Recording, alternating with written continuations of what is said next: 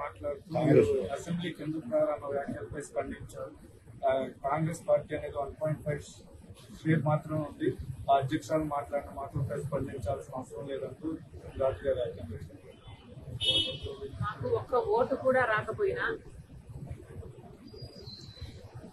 జగన్మోహన్ రెడ్డి గారు సమాధానం చెప్పాల్సింది కాంగ్రెస్ పార్టీకి కాదు, రాష్ట్ర ప్రజలకు జగన్మోహన్ రెడ్డి గారు సమాధానం చెప్పాలి.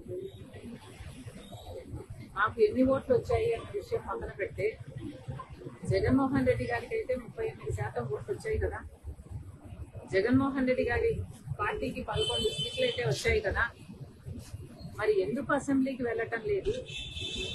మీరు ఎమ్మెల్యేలుగా ఉంటే member of legislative assembly members గా ఉండి మీరు ఎందుకు వెళ్ళటం లేదు?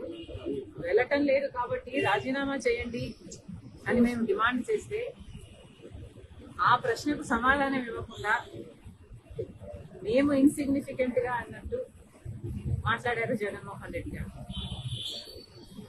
జగన్మోహన్ రెడ్డి గారికి సూటి ప్రశ్న, మాకు ఎక్కువ ఓట్లు రాలేదంటున్నారు. సరే, మీకు 38% ఓట్లు వచ్చాయి.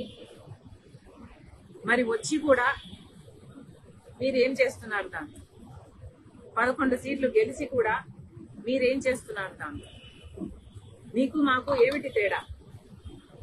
మాకు ఓట్లు రాలేదు కాబట్టి మేము అసెంబ్లీకి వెళ్ళలేదు. మీకు ఓట్లు వచ్చినా 11 సీట్లు గెలిపించినా జగన్మోహన్ రెడ్డి గారు అసెంబ్లీకి వెళ్ళకపోతే మాకు ఆయనకు ఏమిటి తేడా? ఆయనకైనా ప్రజలు 38% ఓట్లు ఎందుకు ఇచ్చినట్టు జగన్మోహన్ రెడ్డి గారు దానికి సమాధానం చెప్పాలి. కాంగ్రెస్ పార్టీ ఒక జాతీయ పార్టీ. జగన్మోహన్ రెడ్డి గారు పుట్టక ముందు నుంచి ఉంది కాంగ్రెస్ పార్టీ.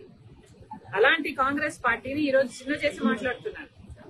ఏ కాంగ్రెస్ పార్టీ అయితే రాజశేఖర రెడ్డి గారు సేవ చేశారో, ఏ పార్టీలో అయితే రాజశేఖర రెడ్డి గారు ముఖ్యమంత్రి 2 సార్లుగా అధికారం చేపట్టి ఆఖరికి తన ప్రాణం కూడా ఏ పార్టీలో అయితే త్యాగం చేశారో ఆ కాంగ్రెస్ పార్టీ గురించి జగన్మోహన్ రెడ్డి గారు చాలా చిన్న చేసి మాట్లాడారు.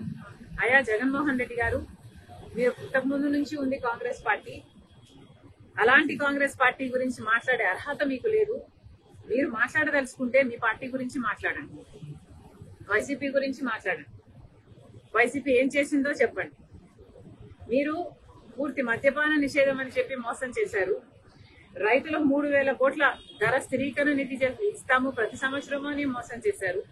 మెగా డిఎస్సీ అని మోసం చేశారు. ఆఖరికి పోలీసుల్ని కూడా మీ ఇంటి కుక్కల్లాగా బిస్కెట్లు వేస్తే పనిచేసే మీ యంత్రాంగంలాగా మీరు వాడుకొని ఆఖరికి కాదంబరి కేసులో అయినా చూసాము.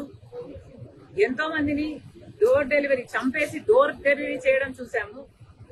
మీ అరాచకాలను, మీ మాఫియాలను జనాలు తట్టుకోలేక మిమ్మల్ని ఓడించారు. ఒకప్పుడు ఏ రాజశేఖర రెడ్డి గారి కొడుకుకైతే అవకాశం ఇవ్వాలని 151 సీట్లను మీకు ఇచ్చారో అదే ప్రజలు మిమ్మల్ని ఓడించి 11 సీట్లు మీకు ఇచ్చారు అంటే ఎందుకు ఇచ్చారో ఆలోచన చేయండి.